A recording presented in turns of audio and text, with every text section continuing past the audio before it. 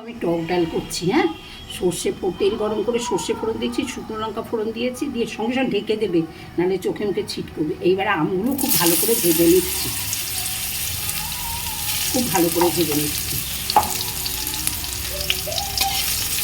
তোমরা না এই আম ডাল যদি পরে বেশি থাকলে আমরা অনেক সময় গরম করি না, তোমরা সেই সময় আমগুলো তুলে রাখবে, না হলে তুলে না রাখলে কিন্তু ভীষণ টক হয়ে যাবে, ফুটে আরও টক হয়ে যাবে।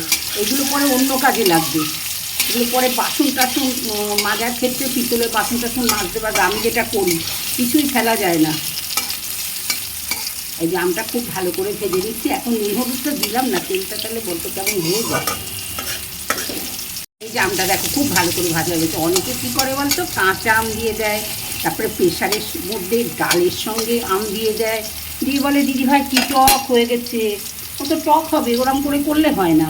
এই যে এই ডালটা সেদ্ধ করা আছে, নুন হলুদ দিয়ে এই আমি ঢেলে দিলাম, নুন হলুদ দিয়ে সেদ্ধ করা। এই যে আম ডাল নামিয়ে নিয়েছি। আমটা আটি হয়ে গেছে তো, ওই জন্য একটু সরু সরু করে